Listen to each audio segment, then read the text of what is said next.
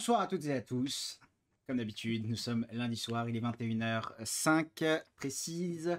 Nous sommes en direct, c'est 66 millions de procureurs. Je suis IDB, je suis entouré de mes comparses habituels, Maître Benz, Adrien et Viop, aka Alexis, que vous connaissez déjà bien évidemment, parce que je pense que vous nous suivez depuis un petit moment. Et si jamais vous ne nous suivez pas depuis un petit moment, bienvenue. Merci d'être là. Ce soir, on a un sujet qui touche à l'écologie. Émission de débat donc avec trois prestigieux invités, vous allez voir, je pense que ça va être une belle discussion. Je laisse mes camarades vous expliquer un peu plus en détail. Eh ben, bonjour à tous, bonjour au chat et bonjour à nos trois invités. D'abord, un grand merci à vous d'avoir bien voulu venir débattre avec nous de ces sujets-là. On a beaucoup à dire, mais on va essayer de faire un peu le tour de la question sans être tout à fait exhaustif, évidemment. Alors, Antoine, bah, bienvenue à toi. Est-ce que tu veux te présenter un petit peu brièvement pour nos invités, pour nos chats, pardon, notre chat, je vais y arriver.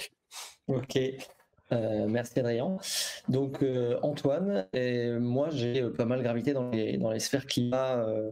En 2014-2015, j'étais militant associatif dans une ONG de jeunes engagés sur le climat qui s'appelle Climate, qui existe évidemment toujours aujourd'hui. Donc j'ai eu la chance d'être à la COP 21, donc à Paris. Et par la suite, j'ai pas mal de temps bossé pour le WWF, donc une ONG environnementale. D'accord, eh bien merci. On est aussi avec Marcel ce soir, alors qui est visage caché pour des questions techniques, mais bonjour à toi Marcel, est-ce que tu veux bien te présenter Bonsoir. brièvement? Oui, oui, oui. Du coup, je m'appelle Marcel, je suis assez jeune, vous voyez pas ma tête, mais du coup, je suis assez jeune, j'ai 18 ans. Je suis à Youth for Climate depuis presque 3 ans maintenant, et donc je fais toujours partie de Youth for Climate France, et j'ai participé en dehors de la COP, mais j'étais à Glasgow en tout cas pour la première fois à une COP, du coup, il y a quelques semaines. Et voilà, c'est D'accord. un plaisir d'être là ce soir. Bah, merci à toi. Et Charles, il me semble que toi aussi, tu étais à Glasgow. Alors, est-ce que tu peux nous en dire un peu plus sur qui tu es? Ouais, bah, on parlera peut-être tout à l'heure de de ce que j'ai fait à Glasgow, parce que j'ai pas directement participé à la COP. Mais donc, en tout cas, moi, ça fait un peu comme Marcel, ça fait un peu plus de 3 ans que je milite pour le climat et la justice sociale. D'abord au sein d'Alternativa et ANV COP 21, Action non violente COP 21, et aussi depuis un peu moins longtemps au sein des Amis de la Terre. Voilà. Ok. Eh bien, merci à vous trois.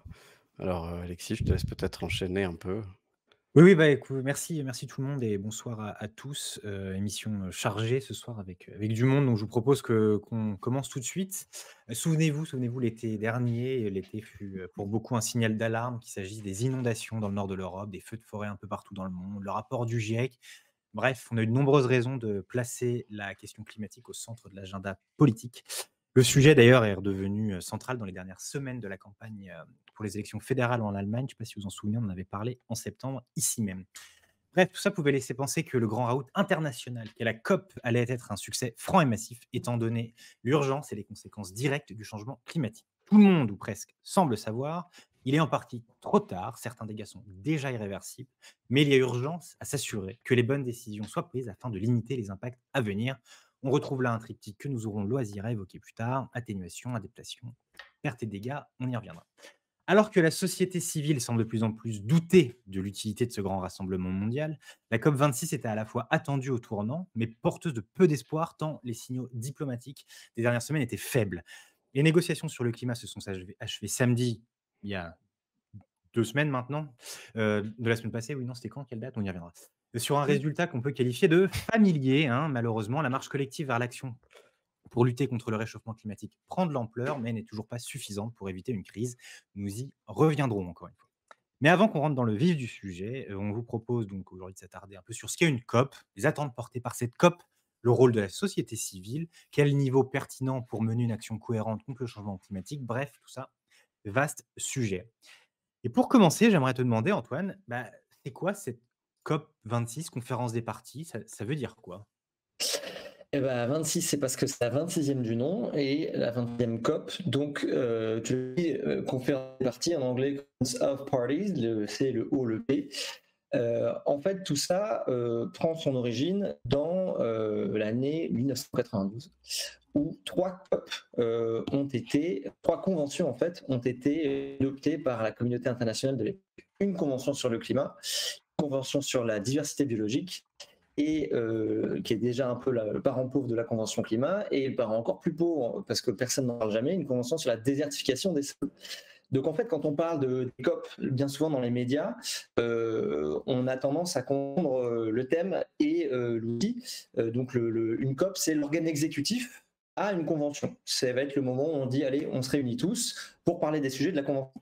Mais par défaut, ce qui va traverser un petit peu le grand public, c'est on va assimiler les COP au COP climat. Il y a d'autres COP sur d'autres sujets, mais voilà, la question climat et des trois conventions environnementales que j'ai citées, qui tient vraiment le haut du pavé. Mais déjà, peut-être la première chose à retenir, c'est qu'il n'y a pas que les COP climat, il y a d'autres COP.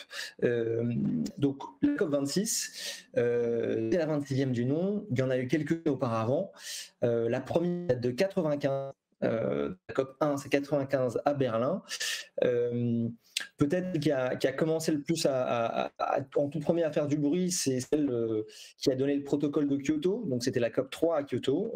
Le protocole de Kyoto, en fait, ce qu'il vise à faire, c'est la première fois où, la troisième fois que les parties, donc les parties à la convention, c'est-à-dire les États membres qui ont signé, qui ont ratifié la convention, certains d'entre eux, ceux de l'annexe 1, en gros les pays industrialisés, on dit, on va essayer de réduire de moins 5%, on s'engage à réduire de moins 5% nos émissions de gaz à effet de serre pour 2008-2012, d'ici 2008-2012, par rapport à quelle année de référence? 1990. Souvent, c'est quelque chose qu'on ne prend pas la peine de mentionner, mais quand on dit baisser certains pourcentages d'ici cette année, il faut forcément une année de base de référence. Par défaut, en général, c'est 1990. Donc, moins 5%, on peut se dire, bon, ça va, c'est pas, on y va à l'eau. C'est la première fois qu'on s'engage. Ça, c'est déjà à saluer à ce moment-là. Faut se remettre dans le contexte de l'époque. On est en 97 et on se donne jusqu'à 2005 pour que ça entre en vigueur. Donc, on se donne le temps. Et le problème, c'est que le plus gros émetteur parmi ce groupe de pays développés que sont les États-Unis sortent de ce protocole qu'ils ont eux-mêmes contribué à voter. Ils l'ont fait voter sous Bill Clinton. Bush dit le mode de vie américain n'est pas négociable. On sort. Donc déjà, ça met un peu du plomb dans l'aile dans ce protocole de Kyoto qui n'était déjà pas très ambitieux. Néanmoins, les dégâts climatiques commencent à se faire sentir, avancent de plus, sont corroborés par la science. Il y a notamment en 2008 le 4e rapport du GIEC. Rapport après rapport, en fait, le constat est le même, c'est juste le degré de précision scientifique et de certitude, peut-être que ce n'est pas le bon mot certitude, mais en tout cas de confiance sur le fait que les conséquences climatiques sont là et qu'elles sont liées aux activités humaines. À proprement parler, ça devient de plus en plus étayé et factuel. Donc, fort de l'apport de la science, il y a vraiment un gros...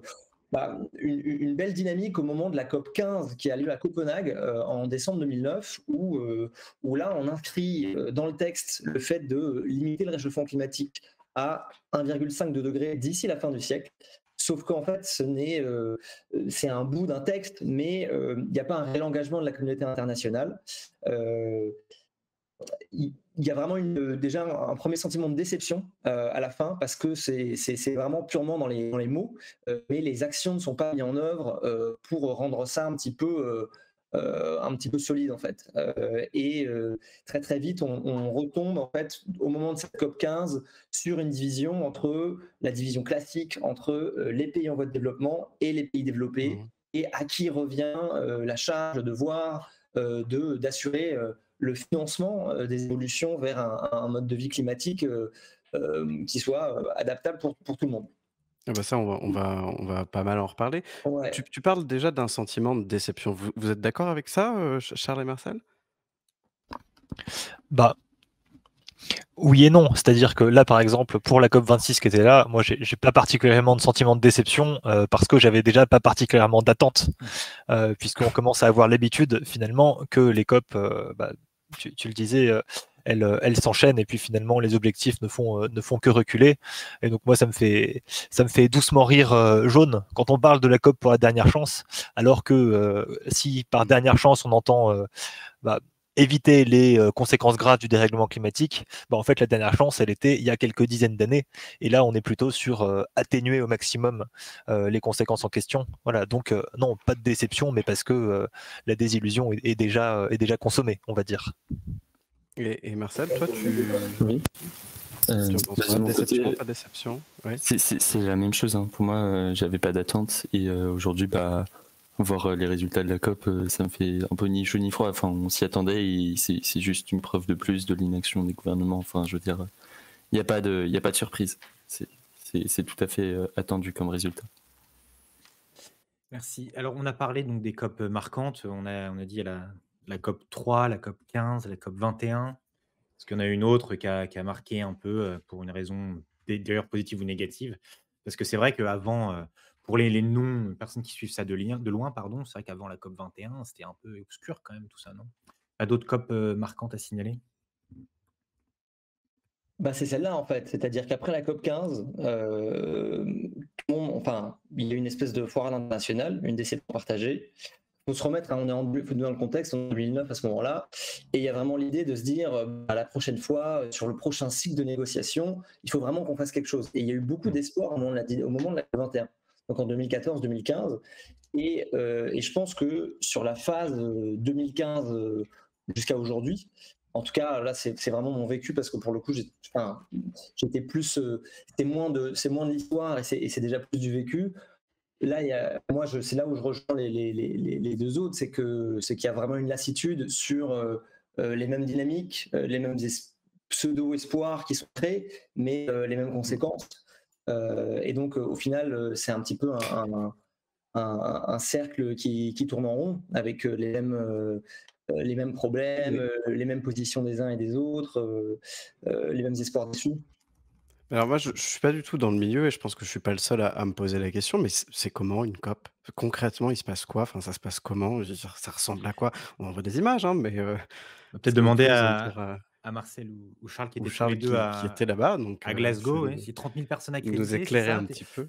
Comment ça se passe sur place? Est-ce que vous pouvez chacun peut nous expliquer, sans revenir sur votre expérience, mais aussi, comment c'est organisé? Il y a des zones de négociation avec des couleurs, il y a des personnes accréditées, mais il y a en plus que j'imagine qu'il y avait 30 000 personnes accréditées, mais vous y étiez sans être accrédité, si j'ai bien compris? Donc il y a aussi beaucoup de personnes. On vous demande si vous avez vu Greta, enfin bon voilà, Tout à fait. dites-nous tout ça. Peut-être Marcel pour commencer, puis après Ok. Charles? Ouais. C'est plus difficile quand on voit pas les visages. Mais du coup, en fait, c'est assez simple. C'est divisé en plusieurs zones. Donc il y a ce qu'on appelle la Blue Zone, qui est la zone où on retrouve en fait tous les dirigeants, toutes les personnes qui ont des accréditations. Il y a plusieurs milliers de personnes qui ont ces accréditations. Et grosso modo, c'est là où il va y avoir tous les discours officiels, toutes les questions officielles en fait, et toutes les négociations qui vont aboutir ou pas à des engagements à la fin de la COP. Et puis on a aussi une green zone, qui est une zone beaucoup plus ouverte au public. C'est aussi la zone du greenwashing en fait, hein. Ce qu'il faut bien comprendre, c'est que c'est une zone où on a énormément de stands d'entreprises qui viennent faire leur publicité, parce que c'est ouvert au public justement, et que du coup ça leur permet de montrer leurs engagements, qui sont complètement ridicules par ailleurs, je profite pour le dire. Et du coup voilà, donc c'est un peu les deux zones, et à côté de ça il y a aussi tout ce qui se fait au niveau de la société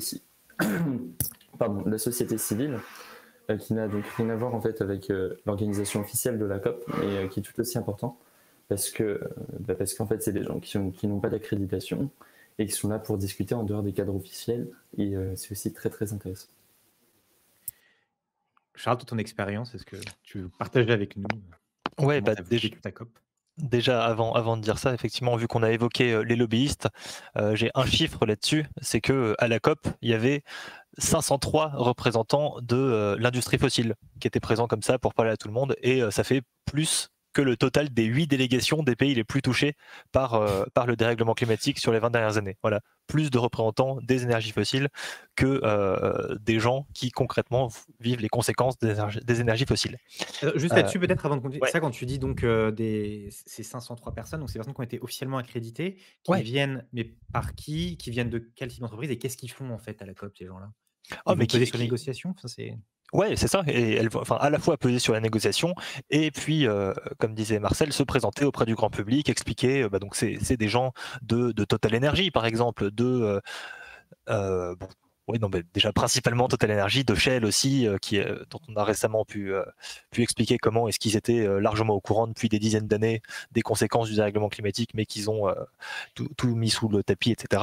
Mais donc, ouais, c'est des gens qui ont des accréditations très officielles, concrètement, aux militants et aux gens de la société civile qui viennent pour espérer faire bouger un peu les choses. OK, Euh, vas-y, je te prie, reprends sur merci pour cette précision, reprends sur ton expérience, Ouais. du coup. Bah, du coup, ma première expérience, c'est qu'il faisait froid parce que c'était en Écosse. Et non, mais c'est important de le dire. Il Bah paraît ouais, qu'au Danemark, il faisait aussi très, très froid, il y avait des longues queues aussi, donc ouais, c'est les gens ont probable. pris très froid, donc vas-y. C'est probable. Mais donc, en tout cas, moi, j'étais là avec une quinzaine de camarades, pas vraiment pour participer à la COP en tant que telle. Hein, on l'a dit, on n'avait pas d'accréditation, on n'est pas rentré à l'intérieur ni de la Blue Zone ni de la Green Zone. Nous, on était là, comme pas mal d'autres personnes, pour, euh, pour manifester, mais alors nous manifester d'une manière un peu particulière, c'est-à-dire qu'en amont de la COP, le lundi matin, juste avant les discours des chefs d'État et notamment d'Emmanuel Macron, on a fait une action symbolique et visuelle où on est venu en fait avec à proximité du lieu de la COP, on est venu avec des portraits d'Emmanuel Macron qu'on avait décrochés au cours de l'année 2019 dans des mairies pour dénoncer son inaction et avec une grande banderole où on écrivait urgence climatique, Macron coupable, en gros pour pouvoir parce qu'en fait, ce que les chefs d'État viennent faire au premier jour de la COP, c'est principalement de l'affichage, c'est des grands discours pour expliquer que oui, le dérèglement climatique, c'est très grave, ils en ont bien conscience. Boris Johnson qui a dit que si la COP n'aboutissait pas, il se mettrait dans une colère terrible parce que vraiment, il a à cœur d'arriver à respecter les engagements pris lors des accords de Paris. Bref, ils viennent tous faire leur com à la COP, et donc là, on était là à une quinzaine, et puis il y a plein d'autres personnes qui ont fait ça pour dénoncer les mensonges concrètement de ces chefs d'État, et ce qui a plutôt bien fonctionné, puisqu'ensuite, grâce à notre action et à plein d'autres, et au plaidoyer qui est mené en général par plein d'ONG et de citoyens et de citoyennes, et ben en fait les discours des chefs d'État ont été vus au prisme de leurs actions ou de leur inaction concrète par le passé, c'est-à-dire que directement il y a eu plein d'articles pour dire voilà, Emmanuel Macron a dit plein de trucs, mais en fait ça tient pas, c'est pas du tout raccord avec son bilan écolo. OK, merci beaucoup. De toute façon, on aura l'occasion de revenir un peu sur, les rôles de chacun, mais peut-être, Antoine, toi, je sais que tu as pas forcément suivi cette COP, en tout cas, tu y étais pas. Mais, on a vu plein de side events dans tous les sens, là, dans les 2 semaines de la COP, des trucs organisés dans tous les sens, tous les jours, il y en avait plein. Et à quoi ça sert ça, en fait, tout ce qui se passe autour, là? Donc il y en a qui sont sponsorisés par le secteur privé, d'autres pas. C'est comment, enfin, à quoi ça sert tout ça? Est-ce que tu as une opinion là-dessus? Ces side events, pour moi, ils traduisent ce que deviennent les COP. C'est-à-dire qu'à la base, la COP, surtout la COP climat, il y a toute la communauté internationale dedans. Ceux qui sont partie prenante, c'est des États. Donc, à une COP, on demande aux États qui composent la communauté internationale de résoudre le réchauffement climatique, et avant tout à eux de prendre des engagements. Sauf qu'en fait, la gouvernance mondiale évolue de telle sorte que les États prennent de moins en moins de place, ou plutôt partagent leur pouvoir. Le pouvoir est moins dans les mains des États, et de plus en plus partagé avec une pluralité d'acteurs. Après, ces acteurs, ils tirent dans le bon sens ou pas, ça c'est une autre question, mais il y a des acteurs du secteur de la finance privée, il y a des entreprises, des multinationales notamment, il y a des acteurs locaux, que ce soit des villes, des régions, il y a des banques de développement qui brassent également des milliards de dollars et orientent les infrastructures de manière plus ou moins verte. Et en fait, tous ces acteurs, de fait, aujourd'hui, sont appelés à contribuer à réduire le réchauffement climatique à 1,5 degré. Et donc, Qu'ils le fassent ou qu'ils le fassent pas, ça c'est encore, ou le font-ils suffisamment, c'est un autre débat, mais en tout cas, il y a de plus en plus cet aspect de, ok, l'accord climat, il appelle les États, mais les États eux-mêmes dans les textes, et ça c'est vu dès le texte de l'accord de Paris, demandent aux acteurs, à des acteurs non étatiques, eux aussi de mettre la main à la pâte, de contribuer. Et donc il y a de plus en plus de coalitions, que ce soit des coalitions à la fois de ces acteurs non étatiques ou des coalitions sur des thèmes bien spécifiques, que ce soit sortir du charbon ou développer les énergies renouvelables, avec des acteurs différents qui se coalisent et qui font des side events pour dire bon bah regardez, nous on vient, on se met d'accord à temps et on veut contribuer de ça. Donc il y a plein de petits side events à côté des négociations sur le texte même, parce qu'en fait les négociations sur le texte même, ça fait des années qu'elles pataugent, qu'elles patinent, que ça avance peu et que du coup bah il faut bien avoir des contributions autres si on veut que d'ici la fin du siècle, le réchauffement climatique se limite. Donc elles viennent traduire en creux, en une phrase, la moindre influence des États et leur moindre pouvoir sur cette mission qui pourtant leur est consignée, puisqu'ils sont tous signataires et ratificateurs de la Convention. Alors, du coup, tu nous expliques que là, il y a de plus en plus une diversité d'acteurs dans ces COP-là. Comment ça se passe, les négociations avec tout ce monde-là? Comment ça se passe? Comment on négocie à la COP? Peut-être Marcel, qu'est-ce que tu peux nous en dire un mot J'avoue que moi je suis pas très au point sur le côté institutionnel parce que c'est pas ça qui m'intéresse en fait. J'ai bien compris que ça fait un moment que ce côté-là ne fonctionne pas et du coup je cherche pas à genre donner des solutions pour que les gens qui ont le pouvoir aujourd'hui puissent parvenir à leurs objectifs, puisque j'ai bien compris qu'en fait c'est pas une question de moyens, c'est une question de volonté politique avant tout. Donc je me concentre beaucoup plus sur ce que nous on peut faire en tant que citoyens. Donc j'avoue que sur cette question-là, je peux pas trop répondre. D'accord. Bah, peut-être est-ce qu'un de nos deux autres invités peut m'éclairer? Parce que moi, c'est vraiment une curiosité. Je sais pas trop comment ça se passe et j'aurais bien voulu que vous m'en disiez plus. C'est le silence des gens. Je compléterai. Vas-y, Charles, peut-être du coup. Ouais. Non, alors moi, en fait, j'ai pas vraiment grand-chose à dire non plus là-dessus, parce que j'ai jamais ni participé ni assisté à ces processus, et c'est tout aussi mystérieux pour moi. D'accord.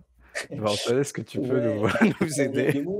Mais déjà, c'est assez normal que des membres de la société civile ne soient pas dans les négociations propres. Donc, comme il a été dit, il y a la zone bleue et la zone verte. La zone verte, elle est un peu ouverte à tout le monde. La zone bleue, il faut être accrédité et en tant que personnalité de la société civile, on peut circuler dans les couloirs, mais on ne peut pas rentrer dans les salles de négociation. Ça, c'est pour les diplomates, les membres des délégations nationales des parties à la Convention, donc les membres, les acteurs officiels. Et ça se subdivise en différents groupes de travail. Ça peut être un groupe de travail sur l'atténuation au changement climatique, sur l'adaptation, sur les pertes et dommages, sur le financement, sur tel et tel article qui vont composer la déclaration finale. Et à chaque fois, il y a des chefs de délégation, parce que les 195 plus l'Union européenne, parties prenantes, sont coalisés en différents blocs. Il y a un bloc Afrique, il y a l'Europe, chaque État membre de l'Union européenne en fait doit rester sur la même position que les autres États membres, parce que l'Union européenne négocie pour tout le monde, il y a un mandat commun. Donc il y a des groupes avec certains pays qui prennent le lead c'est-à-dire ils prennent le lead, c'est eux qui écrivent quoi. Et ça amende, ça négocie mot par mot, fois virgule par virgule. C'est ce qui s'est passé d'ailleurs à la fin de la COP26 avec l'Inde, qui a changé le terme sur le charbon. Donc on négocie. Est-ce que ce terme me va? Est-ce qu'il ne me va pas? Et si ça ne me va pas, je signe pas l'ensemble de l'accord. Donc c'est de la négo. Okay. Très bien. Peut-être Merci. Une petite précision du coup, parce que là on parle la délégation française. Alors on a un ambassadeur pour le climat, je ne sais pas quel est son titre exactement, Stéphane Crouza. On a donc les négociations, j'imagine qu'elles sont aussi menées par le ministère des Affaires étrangères, par des diplomates qui font ça. On doit avoir Barbara Pompili, on doit avoir aussi les ministres thématiques du transport, ou peut-être même Clément Beaune pour les affaires européennes conduit à Glasgow. On a vu quand même un défilé de beaucoup de monde. comment ça s'organise la délégation française? Qui a un pouvoir, de décision? Est-ce que c'est plutôt auprès de l'ambassadeur pour le climat, auprès plutôt de Barbara Pompili, de Jean-Yves Le Drian? Est-ce que Antoine, parce que si vous voulez, Charles ou Marcel, après on passera à autre chose, mais si vous avez des choses à ajouter, mais voilà, comment ça se passe, en fait? Et merci oncle Fernand pour le follow. Charles, tu veux en dire un mot ou même réponse que la Oh, non, vas-y. Ça dépend il faut voir dans l'ordre protocolaire niveau français quel est le ministre de tutelle sur ces questions-là. Je pense que c'est plus Barbara Pompili que Le Drian. Et l'ambassadeur pour le climat, Barbara Pompili en tant que ministre, elle primerait sur lui à mon avis. De toute façon, la position française, elle est déterminée par le chef de l'État et les mandats de négociation, ils sont hyper cadrés, hyper serrés. Et s'il faut changer une virgule par rapport à ce qu'on avait prévu, évidemment qu'on appelle en haut pour savoir si oui ou non on a l'autorisation, quoi. Et encore une fois, la France a des discussions off avec les pays. Mais le fait que l'Union négocie au nom de la France comme au nom des autres pays européens fait qu'à chaque fois, s'ils veulent changer de position, ils se retrouvent tous entre pays européens dans une pour dire OK, on y va, on accepte, quoi. Donc c'est vraiment ce côté. Pour parler d'une seule voix, ça implique beaucoup plus de lourdeur et moins de flexibilité, mais du coup, c'est sans doute plus puissant que si c'était un des pays membres qui parlait, quoi. OK, merci. Et cette COP, elle a aussi été marquée un peu dans son organisation. J'avais vu quelque chose là-dessus. On nous disait qu'il n'y avait pas de traducteur, pour la langue des signes, il n'y avait pas d'accès, spécial pour, les personnes, pardon, à mobilité réduite. Le prix des logements était exorbitant. Est-ce que ça a joué, alors à la fois peut-être dans votre expérience personnelle, mais sur le déroulement global de tout ça, peut-être, Charles ou Marcel? Oui.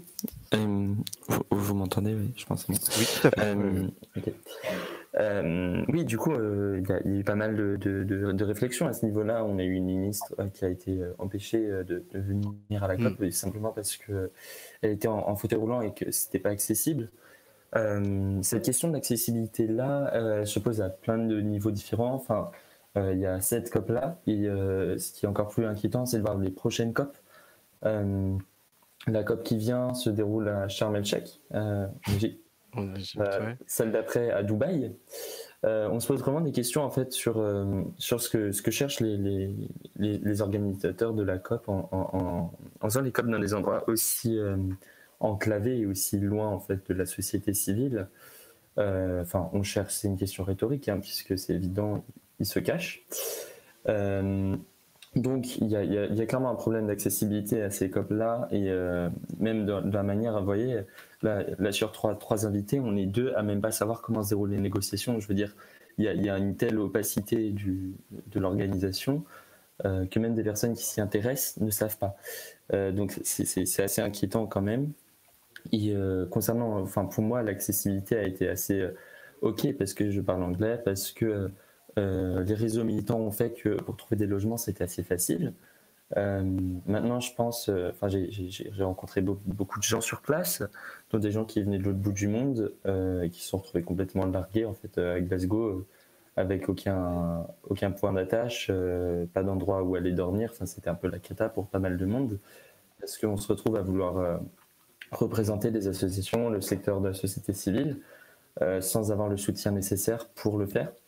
Et c'est une vraie question à se poser aussi, c'est à qui en fait on donne cet accès à la COP et comment on fait pour permettre en fait d'avoir aussi cette vie démocratique autour de la COP, accessible au plus grand nombre et pas seulement aux plus riches. Et en même temps, est-ce que c'est pas ça qui a fait le plus de bruit? Est-ce que c'est pas justement vous qui avez fait le plus de bruit dans cette COP-là? Peut-être. Moi, je pense que l'action citoyenne a été bien plus fructueuse que l'action institutionnelle sur cette COP. On était plus de 100 000 à déambuler dans les rues au plein milieu de la COP. On était samedi au milieu des 2 semaines. Il y a eu énormément d'actions de désobéissance civile qui ont été organisées. Il y a eu ce qu'on appelle le People Summit for Climate Justice, qui était donc un sommet sur quelques jours qui réunissait plus de 80 événements tous les jours pour parler des différents enjeux sur le climat, la justice climatique, donc aussi sur les questions sociales.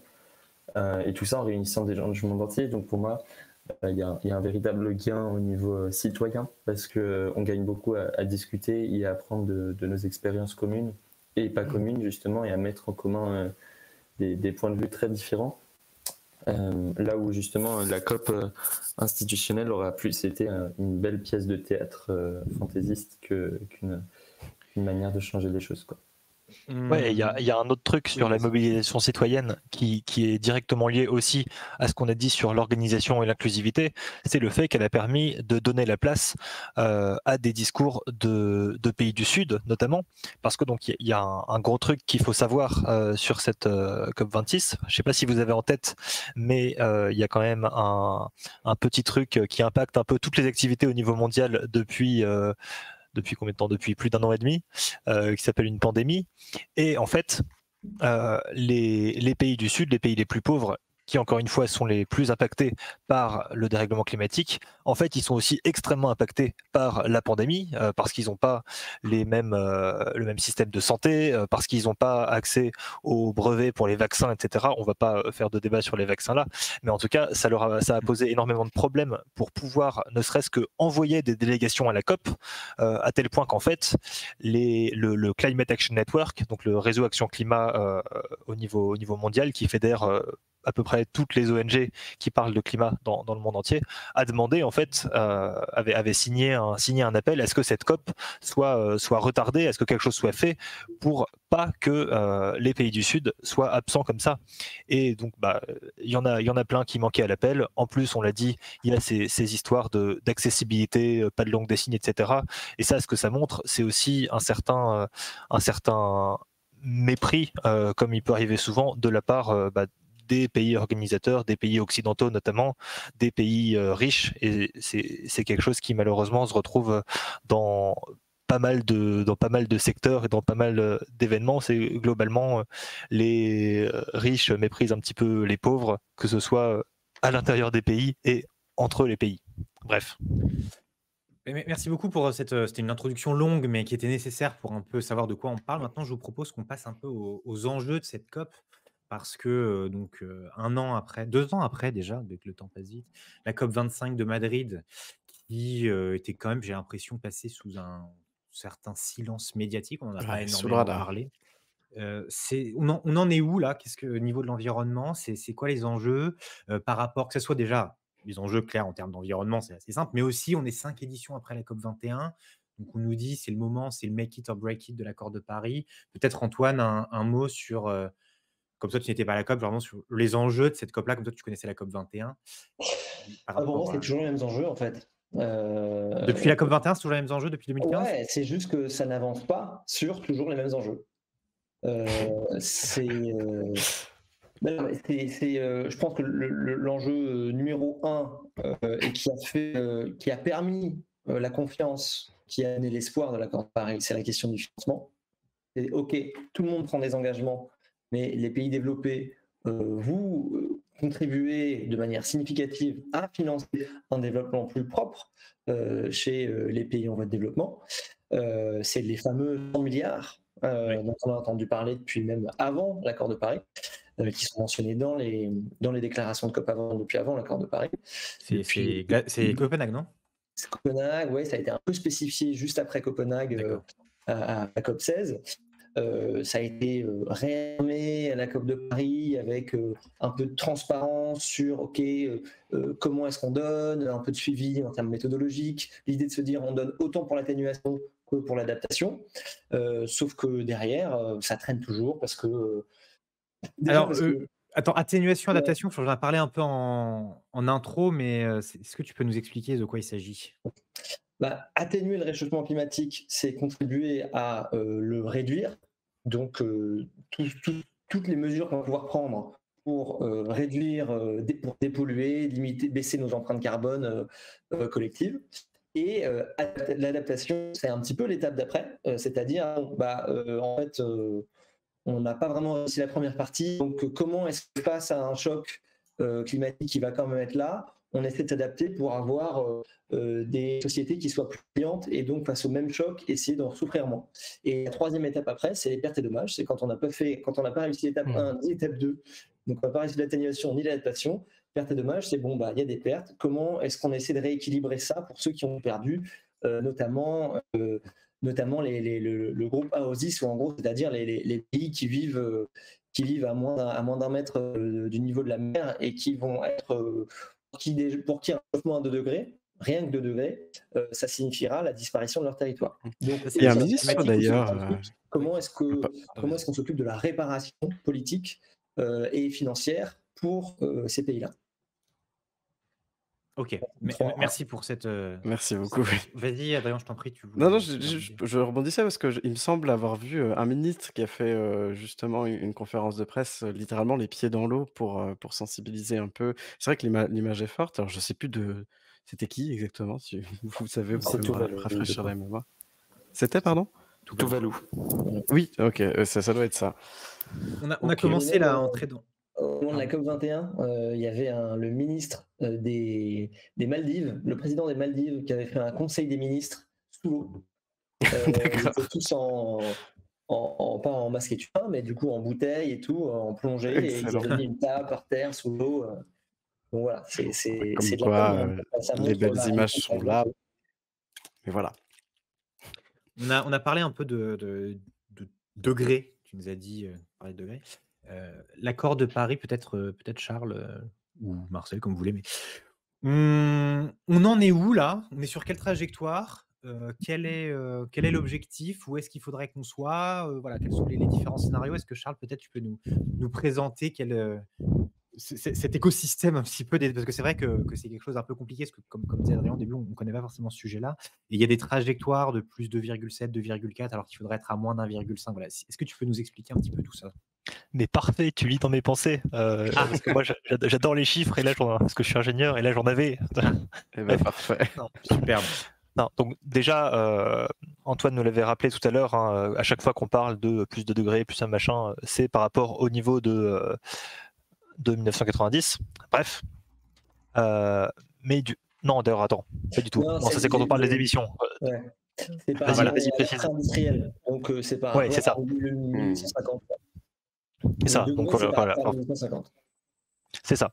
Voilà, donc je me suis déjà moi-même embrouillé sur le début, ça va être super. Ouais, c'est vrai que c'est important du coup qu'on puisse en parler, mais... donc vas-y, je t'en prie. Ouais, au contraire. Du coup, ce qui est dit dans l'accord de Paris, c'est qu'on veut limiter le réchauffement de la planète à on veut essayer de le limiter à plus 1,5 degré, et comme on savait très bien en rédigeant qu'on n'y arriverait pas, essayer vraiment très fort de le maintenir en dessous de 2 degrés, donc d'ici 2100, d'ici la fin du siècle. Là-dessus, ce qui s'est passé, c'est que les États ont signé l'accord de Paris, donc ils ont pris un certain nombre d'engagements pour essayer très fort de rester en dessous des plus de degrés. Et ce qui se passe, c'est quand on fait la somme de ces engagements, quand on essaie de regarder ce que ça va donner, on arrivait plutôt vers un réchauffement en moyenne de plus 2,7 degrés. Et là, ce qui a changé, c'est que les engagements ont été un petit peu rehaussés, ce qui fait qu'on est maintenant plutôt dans une trajectoire à plus 2,4 degrés. Donc, on pourrait dire qu'on a évolué. Bon, alors le petit problème, c'est qu'en fait, c'est que les promesses qui ont évolué, parce que ce soit les engagements vers le plus 2,7 degrés ou vers le plus 2,4 degrés, et ben en fait, ça reste que des promesses, et dans les faits, les trajectoires ne sont pas du tout dans les clous de ces engagements. En France, par exemple, on a quelque chose qui vient de changer de nom, mais qui s'appelait jusque-là la SNBC, la Stratégie nationale bas carbone, qui est censée transcrire en acte les engagements qu'on a pris dans le cadre de l'accord de Paris. Et en fait, année après année, depuis 2015, on voit qu'on n'était pas dans les clous de cette SNBC. Il y a notamment le Haut Conseil pour le climat, qui est une institution créée par Emmanuel Macron. Donc en termes de neutralité, enfin, je veux dire, c'est pas une ONG, c'est pas Greenpeace, c'est pas les Amis de la Terre. Voilà, on peut leur faire confiance. Et chaque année, ils montrent, bon ben voilà, là on n'est pas dans les clous de la SNBC, on ne respecte pas. Et on parlait tout à l'heure d'atténuation et adaptation. Enfin, c'est le titre du dernier rapport annuel du Haut Conseil pour le climat, c'est renforcer l'atténuation, sous-entendu parce qu'on n'est pas dans les clous, et démarrer l'adaptation, sous-entendu parce que ça va être la merde. Moi, j'ai 2 questions par rapport à tout ça. Bon, déjà merci, hein, mais première, c'est comment on sait ce que ça va donner? On nous parle de trajectoire, on nous dit là, là, si on continue comme ça, il va se passer quoi? Mais alors qui s'occupe de ça? Comment est-ce qu'on a ne serait-ce qu'une idée de ce qui peut se passer? Et surtout, est-ce qu'il n'y a pas quelque part un problème avec le fait qu'on se base sur des données qui sont eux-mêmes données par des États? Est-ce qu'elles sont fiables ces données-là? Est-ce que certains États en profitent pas pour, minimiser un peu leur impact? Et ma deuxième question, c'est, la question des sanctions. Est-ce que quelque part, il y a des sanctions prévues, sur ces engagements-là, si jamais ils sont pas respectés? Alors, si vous Je viens d'envoyer un allez-y, article du Washington Post justement sur ces questions où il y a des qui explique que OK. certains États n'ont pas les chiffres corrects. Mais oui, peut-être, Marcel, parce que Oui, oui. Bah, du coup, en fait, ces prévisions-là, elles sont directement données par le groupe international d'experts sur le climat, donc le GIEC, donc qui est à la base en fait de tous les rapports. On a eu un rapport en août dernier, si je ne me trompe pas, Mmh mh. qui était très très alarmant, enfin le plus alarmant qu'on ait jamais connu. En fait, depuis que le GIEC fait des rapports, à chaque fois, le plus récent, c'est le plus alarmant parce que Ouais. on avance dans le temps, mais rien ne change. Donc en fait, ces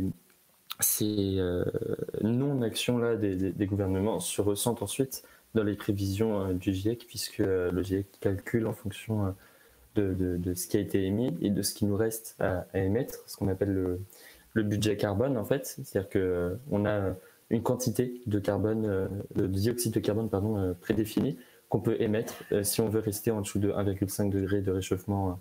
Voilà, une quantité pour si on veut rester en dessous de 2 degrés. Et donc en fait, on calcule en fonction de ça. Donc les chiffres qu'on nous a donnés là, plus 2,4 degrés, plus 2,7 degrés, c'est des chiffres qui se basent sur les déclarations officielles. Donc, même si les gouvernements sont honnêtes et s'ils respectent tous leurs engagements, on est de toute façon au-dessus des degrés. C'est ça qu'il faut bien comprendre en fait. Et l'autre point qu'il faut aussi comprendre, c'est ces engagements-là, ce que tu disais tout à l'heure sur les sanctions, c'est qu'en fait, il n'y a pas de sanctions puisque ce sont des engagements non contraignants. C'est-à-dire que les États n'ont aucune forme de loi qui les oblige en fait à appliquer les engagements qu'ils ont pris auprès de la COP.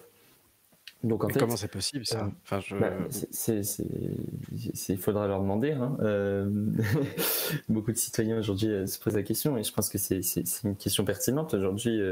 C'est simplement, c'est une des preuves qui montre qu'en fait la COP est surtout une action de communication des États plus que une conférence qui permet réellement de faire changer les choses. Mmh. Elle permet surtout de calmer les tensions en fait. C'est-à-dire que jusqu'à Ouais. présent, on a eu des COP où on s'est dit c'est super, les choses avancent, on est rassuré. Du coup, il y a moins de mobilisation sociale dans les pays qui se mobilisent sur ces questions-là. Donc aujourd'hui, voilà, en fait, il n'y a pas de sanctions par rapport à ça. Et c'est un peu ça qu'on reproche aussi à la COP, et c'est aussi pour ça que pas mal de jeunes dont je fais partie ne croient pas du tout Mmh. dans ce genre d'événement, puisqu'aujourd'hui, bah, ça ne fonctionne pas en fait, ça ne peut pas fonctionner. Alors autant je comprends pas, qu'il y ait pas de caractère obligatoire à ces engagements-là, mais, pour me faire un peu, le contradicteur de ce que tu viens de dire, il y a 6 ans, avant la COP 21, on était sur une trajectoire à plus 3,5 degrés. Aujourd'hui, on est en dessous des 2. Est-ce que enfin, c'est quand même assez incroyable Oui, comme progrès. Alors peut-être pas suffisant, peut-être quoi que ce soit, mais est-ce qu'on non. peut dire avec ce bilan-là que ça ne sert à rien? Bah encore là, une nouvelle fois, opération de communication, puisqu'en fait, une grande partie de ces réductions de gaz à effet de serre sont en fait pas une réduction, mais une compensation par la plantation d'arbres, qui en fait Mmh. n'est pas effective dans l'immédiat. C'est-à-dire que on n'arrête pas d'émettre, on est juste en train d'essayer de compenser pour que dans 50 ans, il y ait des arbres qui aient poussé et qui aient un peu compensé ce Oui, qu'on a mais émis. donc Du coup, c'est pas ça vrai ne résout pas. c'est pas vrai les 2 degrés du coup? C'est ça que je comprends pas bien. Non, en fait, c'est des calculs qui sont calculés sur la base de compensation par rapport aux reforestations qu'on a prévues. Il y a un deuxième problème qui se pose là-dessus, c'est qu'en fait, ces reforestations-là, c'est des reforestations industrielles qui sont pas du tout, qui permettent pas en fait de créer une biodiversité dans ces forêts-là. C'est des forêts complètement Mmh. industrielles. Je vous invite à voir la dernière vidéo de la chaîne YouTube partagée, c'est sympa, qui en parle très très bien. Et aussi, en fait, donc, cette stratégie globale qu'utilisent aujourd'hui les gouvernements, qui était vachement mise en avant à la COP26, ce qu'on appelle Net Zero by 2050, donc Net Zero pour 2050. Là aussi, je vous invite à aller voir une vidéo qui s'appelle, qui a été publiée sur la chaîne de The Honest Government, donc le gouvernement honnête en anglais, et qui explique très bien, qui vulgarise très bien en fait les enjeux du net zéro et en quoi c'est problématique. En fait, on se rend compte que ce qu'on propose, c'est une trajectoire de réduction des émissions qui va être très faible pendant les années à venir et qui va drastiquement chuter sur les 10 dernières années, entre 2040 et 2050. On ne sait pas comment, on ne sait pas pourquoi, mais d'un coup, les émissions se mettraient à chuter parce qu'on aurait trouvé une technologie, ou que sais-je. En tout cas, il y a cette croyance que pour le moment, on peut continuer à émettre en ayant des crédits carbone et en replantant des arbres, jusqu'au moment où on trouvera une solution miracle, en fait, alors qu'en fait, la solution, c'est simplement d'arrêter de produire et de consommer autant. Voilà. Charles, peut-être que tu veux réagir. Je vois que tu avais l'air impliqué. Alors, peut-être par rapport à cette histoire de Doigt technologie, sur le le micro. miracle qui arriverait, voilà, ou ces plans d'action dont on ne sait pas comment ils vont arriver. L'Inde parle de neutralité carbone en 2070, je crois. Comment, pourquoi, est-ce qu'on en sait plus? Est-ce que ça, c'est un souci? Enfin, je te laisse. Ouais, mais c'est ce que Marcel a très bien expliqué, hein. On dit, bon, ok, là on va continuer à polluer parce que faut pas bouger trop vite, faut faire les choses tranquillo bilou, mais vous inquiétez pas, le carbone, on va le capter, on a planté des arbres, voilà, ils vont remettre tout ça dans le sol, sachant qu'il y a un autre problème que tu n'as pas évoqué, Marcel, hein, sur la compensation avec des arbres, c'est que parfois les arbres, ça crame. Notamment d'ailleurs quand il y a des étés très chauds, très secs. Là, par exemple, aux États-Unis, dans les derniers grands incendies, en fait, un certain nombre des forêts qui ont brûlé, et ben, c'était des forêts qui étaient comptées dans de la compensation carbone. C'est des arbres qu'on avait plantés pour dire, ok, là on pollue, mais c'est ok parce qu'on a planté des arbres. Ils ont cramé, donc c'est la double peine. Non seulement les émissions précédentes n'étaient pas compensées, mais en plus, bref, la compensation carbone, on est quand même sur, c'est un niveau assez spectaculaire d'hypocrisie. Et pareil, quand on dit, voilà, il va y avoir une technologie magique d'ici 30-40 ans, en fait, c'est bien pratique, puisque ça permet aux responsables politiques actuels de se dédouaner complètement, puisque eux, dans 30-40 ans, a priori, ne seront plus en poste, voire ne seront plus en vie du tout.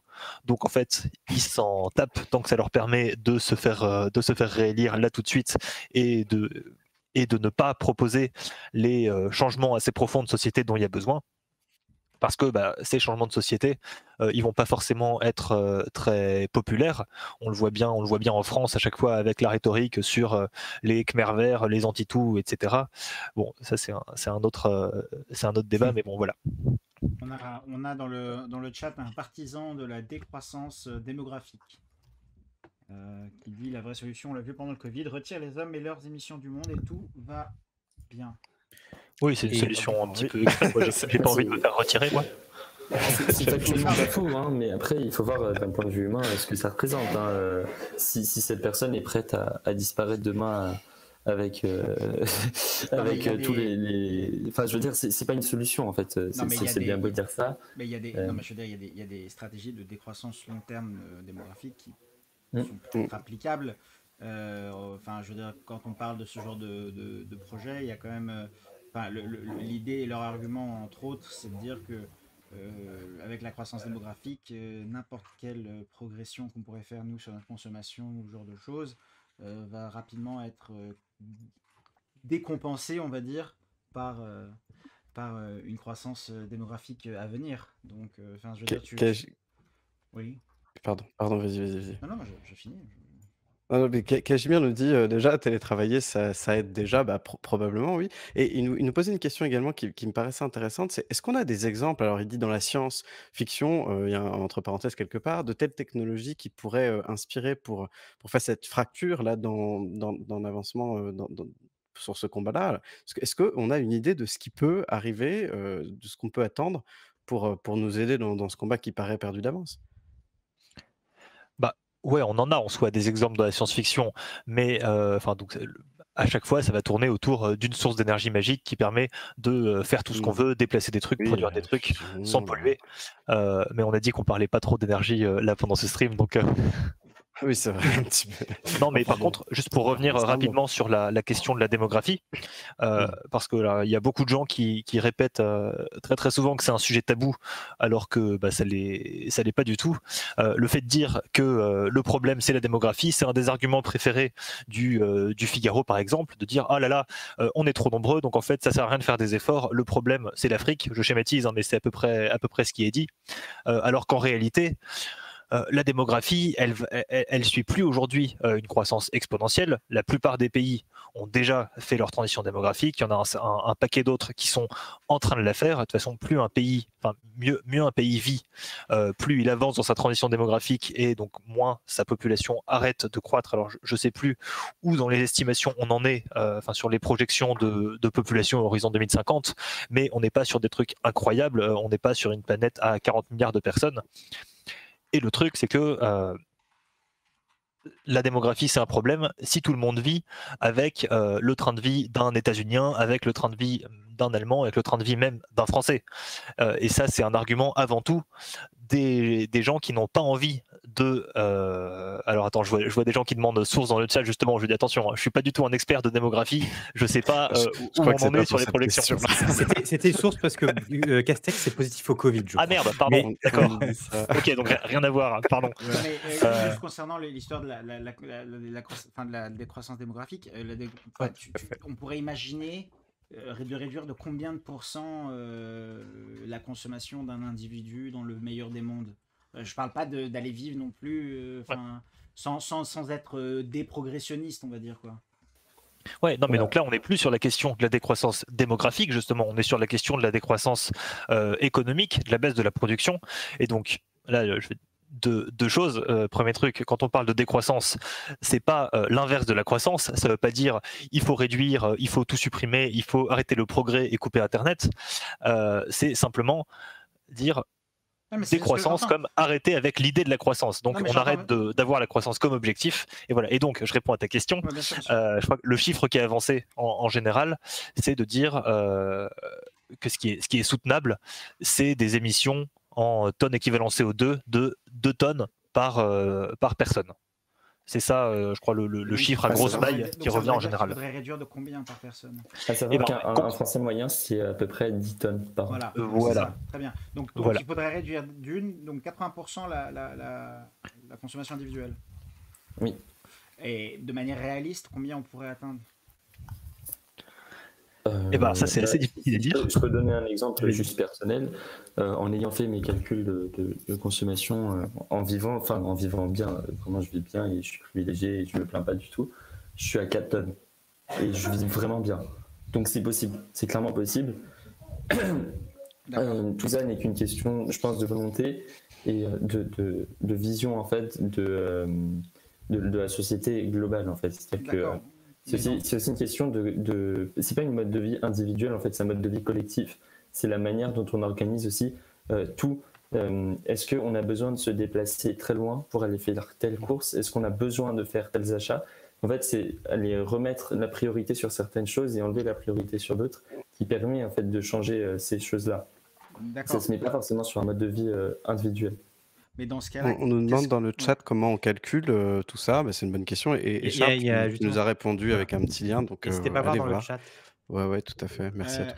Non, mais j'aimerais juste finir du coup. Et qu'est-ce qu'on fait quand la population humaine est montée de 60%? Puisque toi, tu as réussi à réduire ta consommation par rapport à un Français moyen de 60%. Si on imagine que, il me semble que ça va être d'ici moins de 60 ans, je crois, si je dis pas de bêtises, qu'on va avoir augmenté de 60% la population humaine sur Terre. Et à ce moment-là, on fait quoi? On aura décompensé. Je veux dire, on aura décompensé le geste écologique qu'on aura réussi à faire, et à partir de là, on va se retrouver avec la même solution. Donc, non, mais grosso modo, là, on est à 7 milliards sur Terre. Oui. Ça devrait plafonner à 10 milliards, donc je pense pas que ça fasse plus 60%. Tu penses qu'on plafonne? On devrait plafonner à certains disent 9 milliards, d'autres disent 10 milliards. En tout cas, ça devrait plafonner d'ici 2050, puisque tous les continents ont fait leur transition démographique, sauf ont fini leur transition démographique, sauf le continent africain.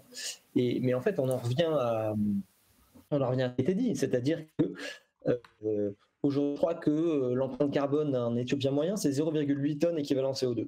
En France, c'est 10 tonnes et demie, en américain, c'est 16 tonnes. Donc, si tu veux, pour un Américain qui est né, tu pourrais en équivalence laisser naître 18 Éthiopiens. Donc en fait, ce qui ne veut rien dire, hein, ce que je dis là comme ça, parce qu'on parle de personnes humaines et on essaie de les calibrer dans des chiffres, mais c'est plus pour l'idée derrière, c'est plus pour dire effectivement que oui, la démographie est un facteur parmi d'autres, mais c'est vraiment une question de mode de vie.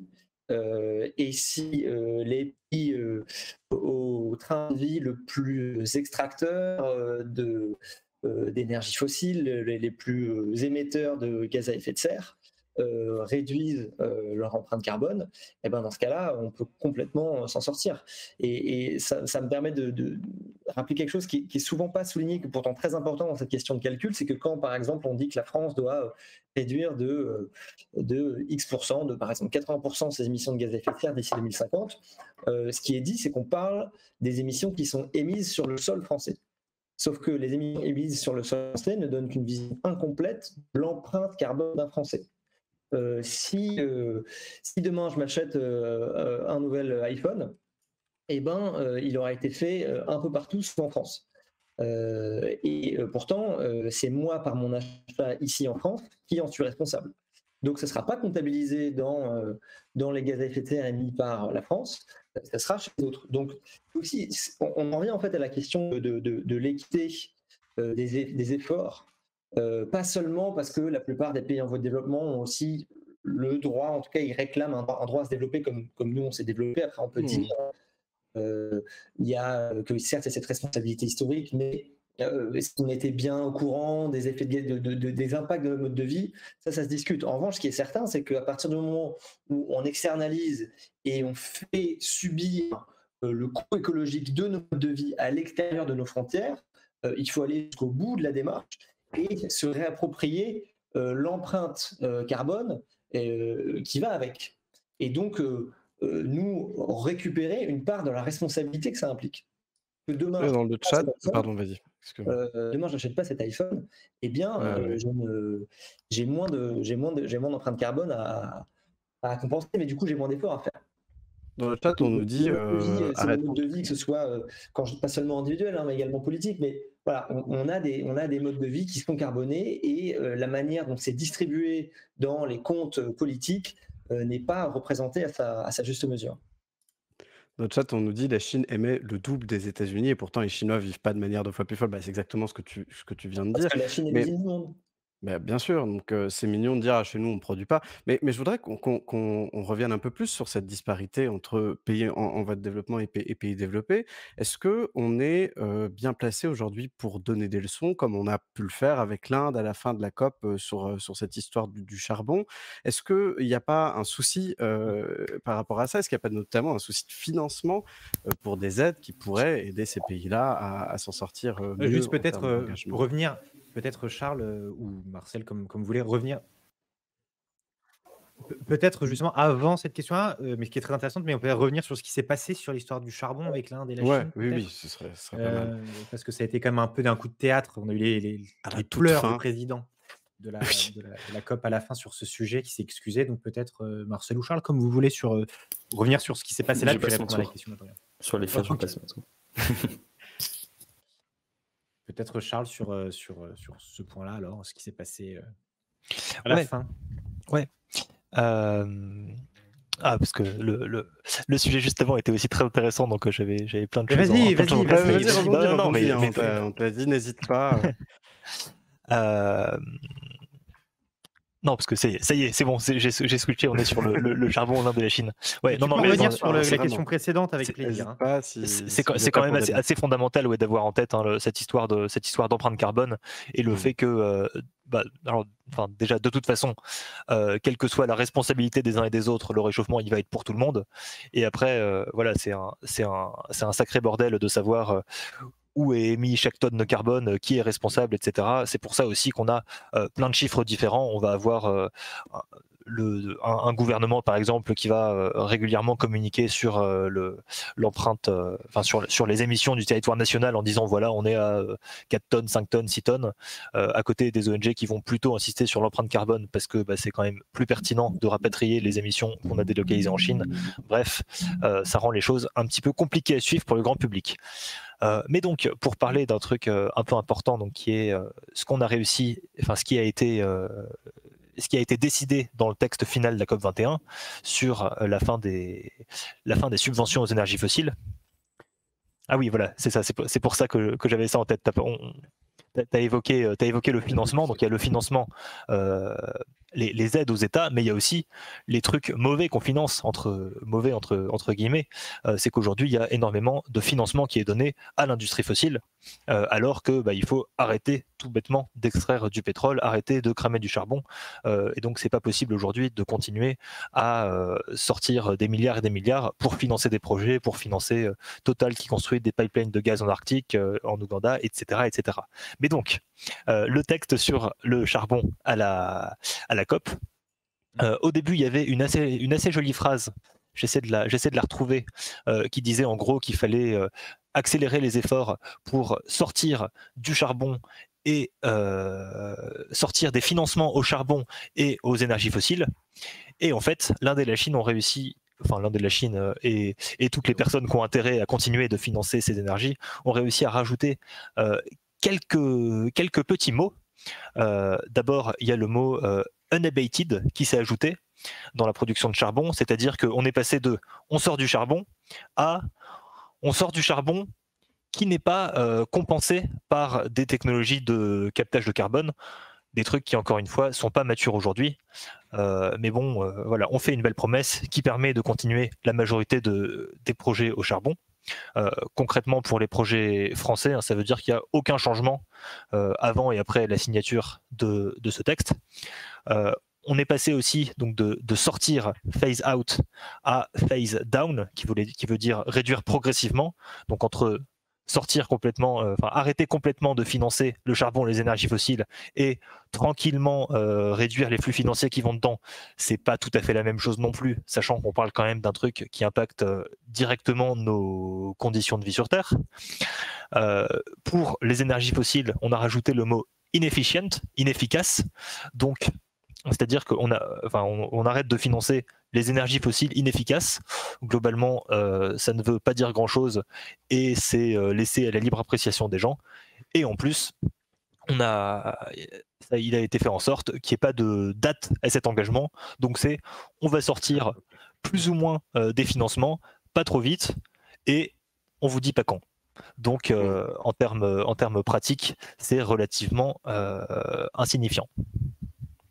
Mais alors du coup, je me permets de reposer ma question. On a beaucoup montré du doigt l'Inde et on s'est beaucoup placé comme un peu les donneurs de leçons, sachant qu'il n'y a pas une fois le mot pétrole qui apparaît dans cette COP-là, à l'écrit en tout cas.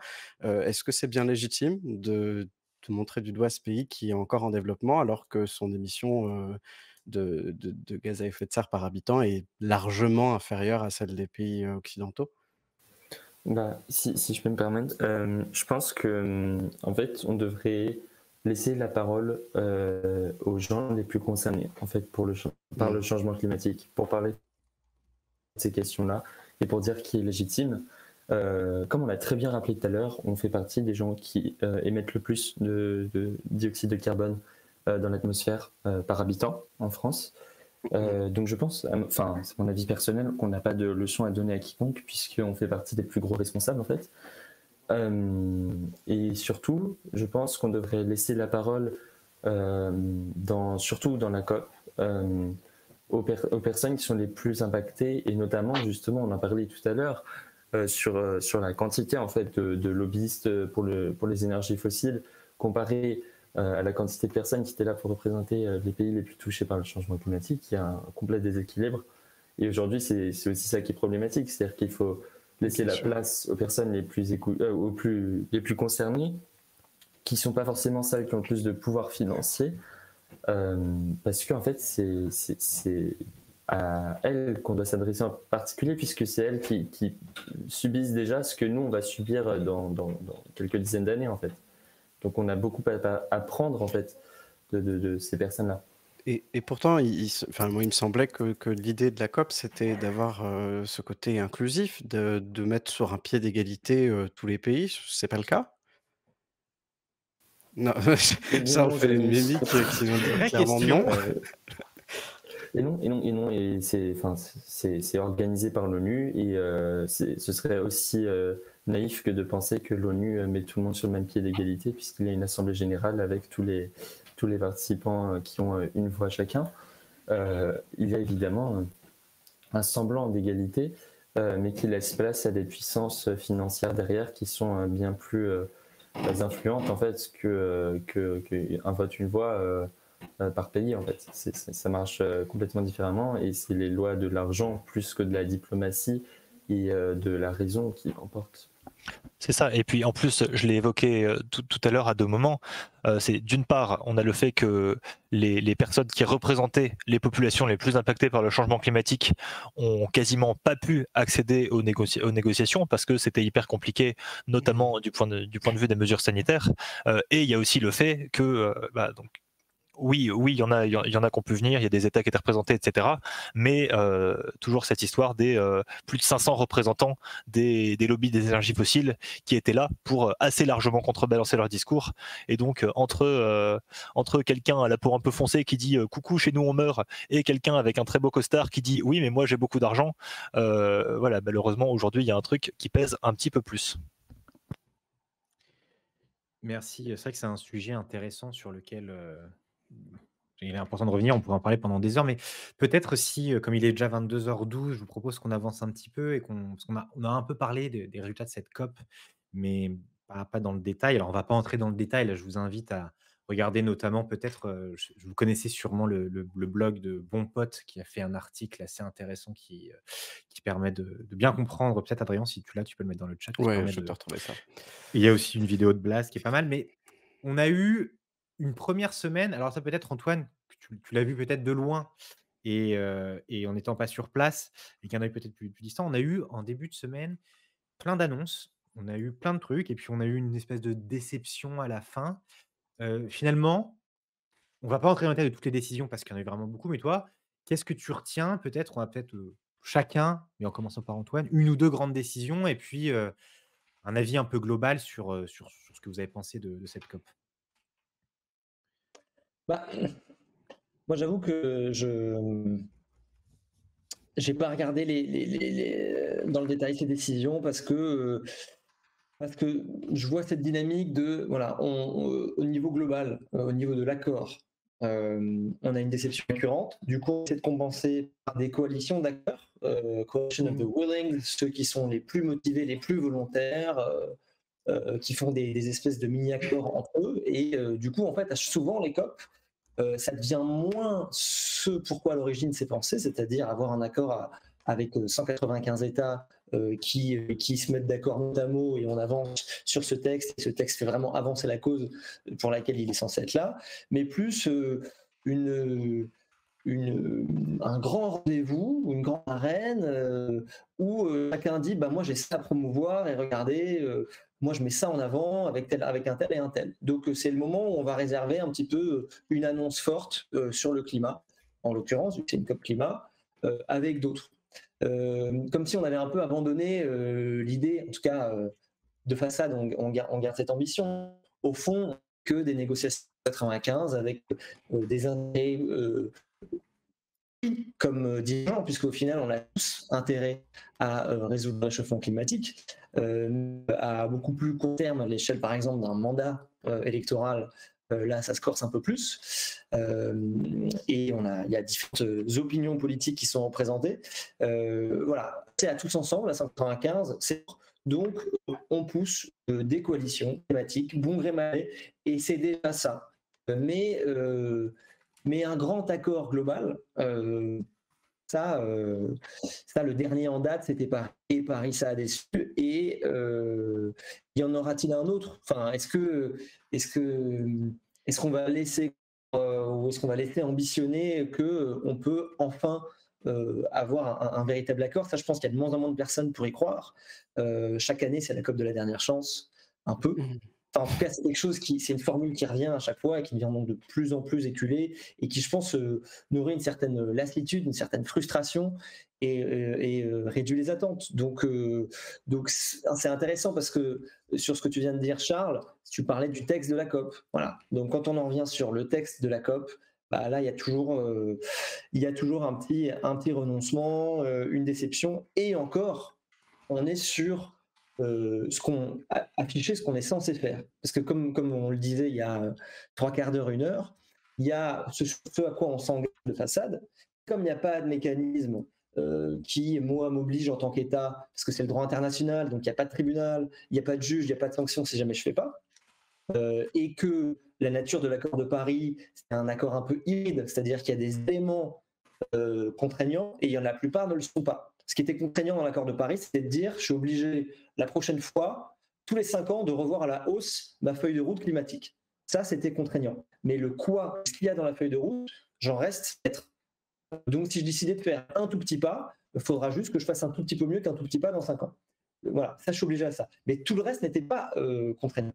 Donc, entre l'état du droit international, qui est un peu une grande cour de récré, un Far West, où il n'y a personne pour faire la loi au-dessus des États, et le fait que cet accord de Paris hybride est peu contraignant, voilà, personne ne veut s'engager, enfin, il n'y a pas un élan pour aller réellement de l'avant et s'obliger, s'engager à avoir une ambition qu'on soit obligé de tenir. Antonio Gutiérrez a quand même dit qu'il voulait mettre en place un groupe d'observation pour s'assurer que les engagements pris par les entreprises allaient être honorés. On verra. Il n'y a pas eu aussi. Si elles sont honorées, qu'est-ce qu'il va faire, Antonio Gutiérrez? Oui, je sais pas. Non, mais je veux dire, le droit international, je dis qu'il n'y a pas de policier au niveau international, c'est vrai, mais en même temps, c'est pas parce qu'un droit n'a pas de sanction qu'il n'est pas respecté. Je veux dire, c'est pas parce que tu risques d'être en prison que tu ne tues pas quelqu'un, je veux dire. Ah bah oui, ou qu'on fait pas d'évasion fiscale. Non. Non, mais je veux dire, c'est pas, enfin, un droit ne vit pas parce qu'il y a un mécanisme qui le sanctionne. Ça se discute en vrai. Hein. Il me semblait qu'il y avait dans les NDCs, là, dans les contributions nationalement déterminées, quelque chose de nouveau. C'est-à-dire que maintenant, alors moi je ne suis pas du tout un spécialiste, donc je vais lire de manière très, très mauvaise et puis vous allez pouvoir hurler et me reprendre. Il me semble que les prochaines NDCs, donc, elles vont être déclarées de manière un peu différente et du coup on pourra un peu plus pointer du doigt les États qui le font pas bien. Charles, peut-être là-dessus, il y a quelque chose comme ça. J'ai bien compris ou pas? Alors, bonne question. Moi, j'étais D'accord, j'étais en train de le réfléchir. NDC, c'est une contribution nationalement déterminée, en fait, qui est, peut-être qu'Antoine peut rebondir pour nous expliquer ce qu'est une NDC, parce que c'est notre spécialiste technique. C'est chaque État qui dit moi, je vais faire ça. Moi, je me donne tel objectif de réduction de gaz à effet de serre de X% d'ici telle année, ou d'autres n'expriment pas en réduction de gaz à effet de serre. Par exemple, mon accord de Paris, le NDC de l'Inde, c'était en réduction de l'intensité carbone. Donc c'est génial pour comparer, c'est l'horreur, puisqu'on ne s'accorde même pas sur une métrique commune, même si la plupart des pays expriment en réduction de gaz à effet de serre par rapport à l'année 1990, comme on l'a dit au début. Et donc, dans la NDC, c'est une feuille de route où tu es censé expliquer avec plus ou moins de détails comment tu comptes t'y prendre, secteur par secteur, chiffre à l'appui, date à l'appui, pour que ce soit opposable et qu'on puisse faire un suivi, voir quelques années après, où est-ce qu'on en est, enfin, l'équivalent de notre stratégie nationale bas carbone. Et chaque État met ça au pot. C'est comme ça que c'est avec l'addition des NDC, donc de ces feuilles de route nationales, d'efforts sur le climat, qu'on arrive à faire la déclaration officielle de si on agrège les contributions de chaque pays, ça nous donne une trajectoire de plus 3 degrés, plus 2,7. Mais ça, c'est officiellement déclaré. Ça ne dit rien de la mise en œuvre. Mais ça, on est d'accord, ça peut pas être fiable comme, enfin, en tout cas pour l'instant. Alors la question d'Alexis, elle était légitime, mais est-ce qu'on va arriver vers quelque chose où on y voit plus clair ou est-ce que ça On va pointe du continuer? doigt. C'est que s'il y a pas de mécanisme juridique, on pointe du doigt ceux qui sont mauvais, je sais pas. On leur met la honte, Ouais, je sais Non, pas. ça je va pense pas qu'un suffire? honnêtement, je pense pas qu'un mécanisme de pointer du doigt peut marcher dans la mesure où en fait on va être comme, vous savez, le même avec Spider-Man qui se pointe lui-même Ouais, du qui est les doigt. 2 Spider-Man, là, Bah, non, ça va oui, être oui. clairement ça. Enfin, clairement, je veux dire, on est tous un peu aussi mauvais les uns que les autres dans les États qui se prononcent et qui ont la parole aujourd'hui. Et dans ceux qui n'ont pas la parole, bah, ils n'ont pas grand-chose à se reprocher, entre guillemets. Hein. On l'a dit tout à l'heure, ils ont que dalle en termes d'émissions et c'est pas eux les responsables de tout ça. Donc les pointer du doigt serait complètement absurde.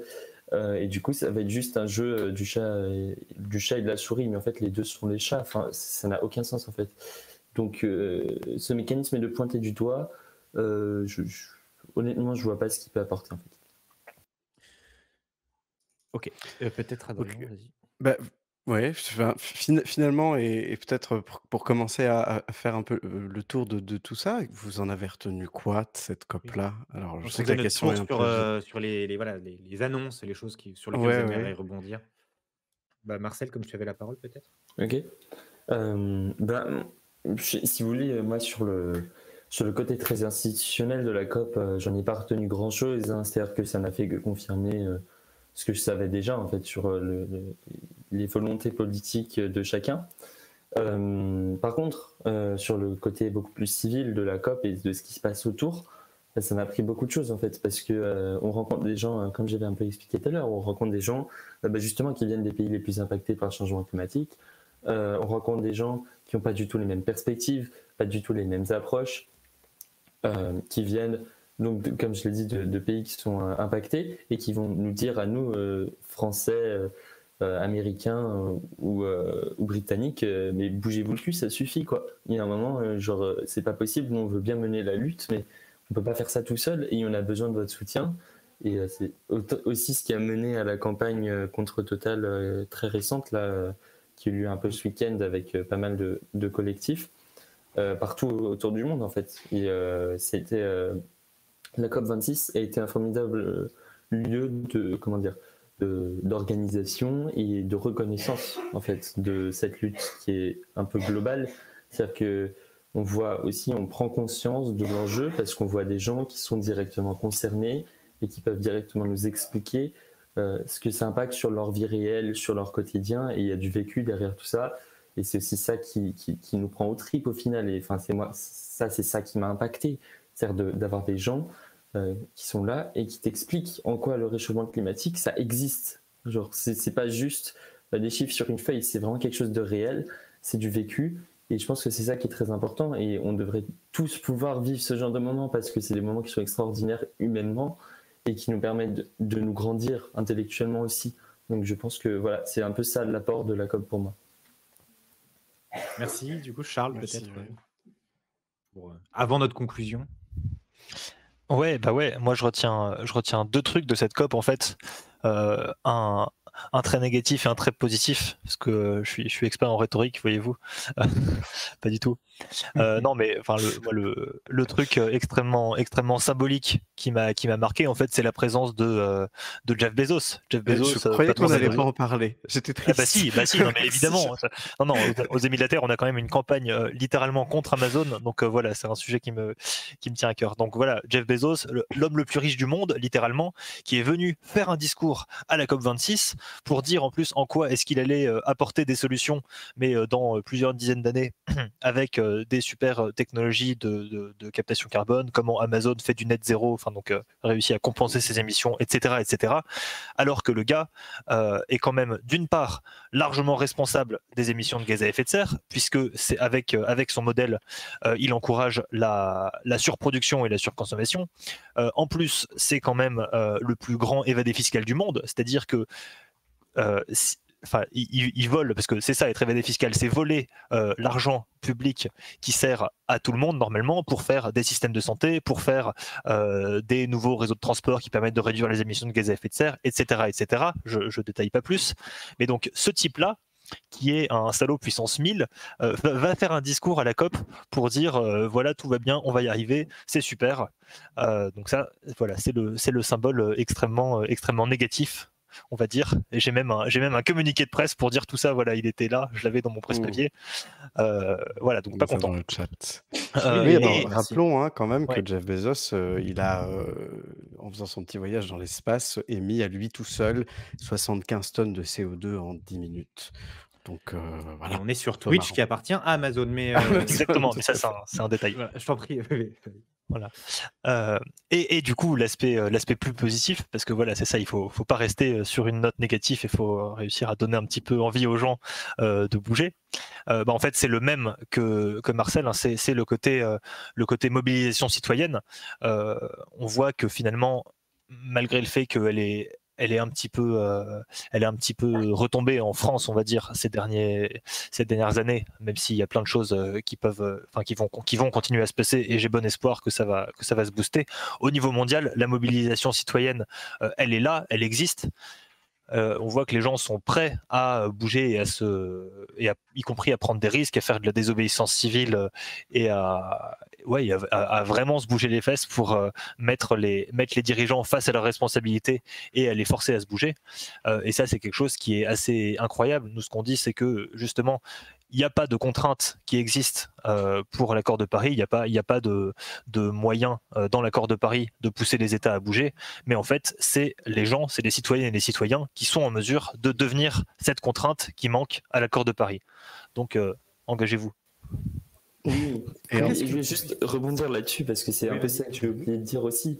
Ce qui m'a beaucoup marqué, c'est l'engagement et la radicalité des gens qui étaient sur place. Dans la manif aux 100 000 personnes à Glasgow, énormément de monde qui prône un autre mode un autre système en fait, qui a bien compris qu'on n'est plus dans un système qui fonctionne, qu'il faut vraiment changer de système, pas changer le système. Et c'est vraiment une idée qui s'est répandue, qu'on avait moins il y a 2 ans. Et aujourd'hui, je trouve qu'il y a vraiment une prise de conscience beaucoup plus globale de l'enjeu climatique, notamment lié aux questions sociales, avec une liaison entre ces deux facteurs qui sont complètement liés. En fait, la justice climatique, c'est vraiment ça, c'est permettre de résoudre la crise climatique tout en faisant une justice et en n'étant pas dans quelque chose qui punit des gens qui seraient irresponsables, enfin qui ne seraient pas responsables de cette crise. Donc voilà, c'est un peu aussi ça qui m'a marqué, et de voir que les gens sont prêts justement à aller plus loin en fait que juste tweeter quelques trucs sur Twitter, quoi. Voilà. Ok. Eh ben, merci beaucoup. En tout cas, on va peut-être commencer un dernier petit tour de table. Ça fait déjà 1 heure et demie quasiment. Déjà, je tenais à vous remercier infiniment tous les trois d'être venus débattre de toutes ces questions-là. Alors, on n'a pas fait le tour, hein. Il y a plein de choses dont on n'a pas parlé, évidemment, mais le sujet est très, très, très vaste. Donc, on y reviendra probablement dans d'autres émissions au détour d'un débat. Moi, je voulais vous poser une dernière question, enfin plusieurs dernières questions pour à chacun d'entre vous avant de terminer. Qu'est-ce que vous attendez des prochaines COP? Où est-ce que pour vous doit se situer le lutte contre le changement climatique? Et puis une peut-être d'ordre un peu plus personnel, est-ce que vous y croyez encore? Est-ce que c'est foutu? Et pourquoi vous militez encore si c'est le cas? Parce que enfin, ce qu'on peut en tirer de cette émission, c'est que la COP, ça sert pas à grand chose. En tout cas, vous êtes tous assez d'accord, pour avoir un bilan extrêmement, négatif de tout cela. Donc, voilà, c'est un peu le bordel, hein, ma question, mais je pense que vous avez compris où je voulais en venir. Antoine, peut-être? Il y a 2 questions, il y en a une, excuse-moi, parce que j'ai plus la Oh, il y première. en a autant que tu voudras. La première, c'est est-ce que tu attends quelque chose des prochaines COP De toute et façon, où on est-ce peut que tu rappeler en penses que Égypte aux doit Émirats. voilà, Pour les on énergies rappelle ça, hein. fossiles, voilà. Ce sera peut-être l'occasion d'en parler, hein, mais voilà. En fait, je pense que j'ai adapté mes attentes. C'est pas, pour moi, la réponse c'est ni oui ni non. C'est en fonction de ce que tu attends des COP, tu vas être déçu ou pas. Moi, j'ai envie de le problème, c'est qu'on a longtemps présenté les COP comme l'endroit où on allait sauver le monde. Où ça allait être, voilà, c'était si on n'y arrivait pas là, c'est foutu, enfin c'est noir, c'est blanc. Il y a une vision très manichéenne de la présentation des enjeux environnementaux d'ailleurs en général, et les COP en sont un très très bon exemple dans le débat public, dans le débat médiatique notamment.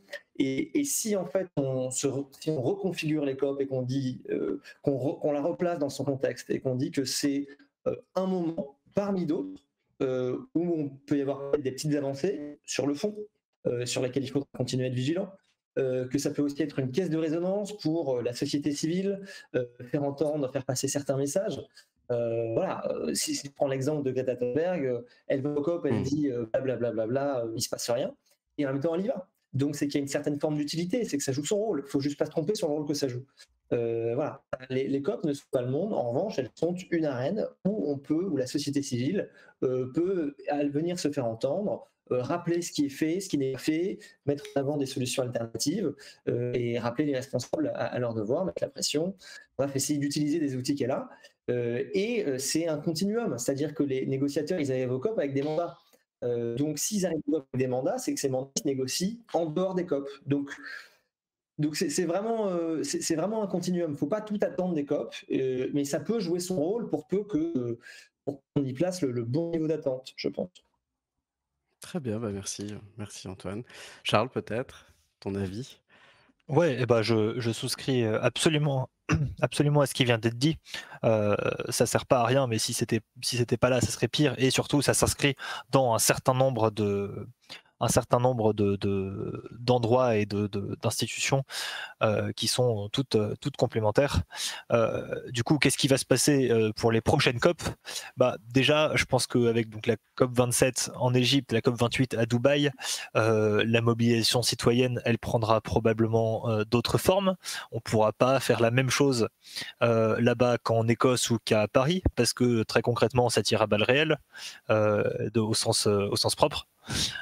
Donc ça va être plus compliqué. Donc à voir comment on fera. Je pense que les mouvements citoyens seront probablement seront pas centralisés à l'endroit de la COP, ils seront plus dans les pays eux-mêmes. Et bon, et du coup, vu que j'ai pas grand-chose à rajouter sur cette première question, je vais essayer de répondre à la seconde. Est-ce que j'y crois encore? Pourquoi je continue à militer? Et voilà. Oui, clairement, j'y crois encore. Non, parce que donc, je disais tout à l'heure, la dernière chance, elle était il y a plusieurs dizaines d'années. Oui, mais en fait, ça ne veut pas dire qu'il n'y a rien à faire aujourd'hui, parce que maintenant, on est dans une situation où il y a un dérèglement climatique qui est indéniable et inévitable, un réchauffement planétaire, voilà, qui fait que s'accentuer. Mais en fait, chaque dixième de degré compte, chaque dixième de degré change les conséquences qu'il va y avoir, les conséquences du réchauffement de la planète. C'est plus de phénomènes climatiques extrêmes, plus souvent, c'est... je ne vais pas détailler ça là parce que ça va être long et plombant, mais en fait concrètement, chaque dixième de degré qu'on gagne, qu'on réussit à éviter dans le réchauffement, c'est des centaines de milliers de vies humaines qui sont sauvées.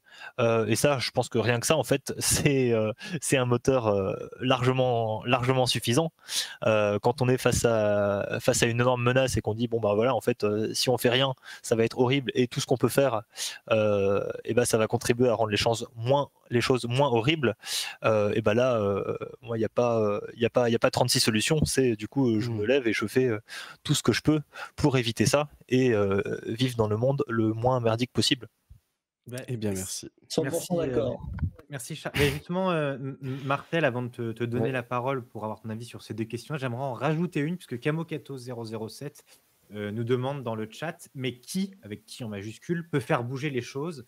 Chef d'État, chef d'entreprise, et après il termine avec une observation toute personnelle qui est: les Greta ne sont que des rentiers de l'indignation. Donc voilà, je te laisse répondre aux questions de Adrien, plus à celle-là, si tu le veux bien, même si c'est un peu lié. Je vais essayer de faire court parce qu'il me reste 4% sur mon PC. Très bien, et bien écoute, la course. Allez, vas-y. Concrètement, je vous rejoins tous les deux sur ce que vous avez dit. J'ai réfléchi à ce que j'allais dire et en fait, vous avez dit en même temps ce que je pensais dans ma tête. Donc, c'est parfait. Mais du coup, ça me permet de faire une magnifique transition vers cette troisième question, parce que le dernier truc qui a un peu moins été dit et qui, moi, me passionne, c'est la diversité des tactiques. C'est-à-dire que je pense que, en fait, à partir du moment où on a tous le même objectif qui est de limiter cette crise, on a tous nos moyens différents d'y arriver. Le but aujourd'hui, ça va être d'utiliser tous les moyens qui sont à notre disposition pour arriver à cet objectif. Certains vont préférer faire des tweets, certains vont préférer faire des discours, aka Greta Thunberg, certains vont préférer être président de la République et mentir, certains vont préférer aller faire de la désobéissance civile, certains vont préférer faire des manifs, certains vont préférer discuter, certains vont préférer saboter. Tous ces gens-là, ils se battent pour la même chose, il ne faut pas les diviser. Aujourd'hui, ces gens-là, ils vont ensemble, ils vont lutter pour la même chose. Et c'est toutes ces petites pressions mis bout à bout qui peuvent faire changer les choses. Mais c'est bien des pressions. Et quand on va acheter sa brosse à dents en bambou, c'est pas une pression, qu'on soit clair. Je parle pas des petits gestes, de faire pipi sous la douche, ce genre de truc. Moi, je vous parle de l'engagement. Je pense que tous, à notre échelle, on peut être engagé. Et c'est par l'engagement de tous et toutes qu'on peut réussir vraiment à aller vers une société plus juste, notamment sur le thème du climat. Merci beaucoup.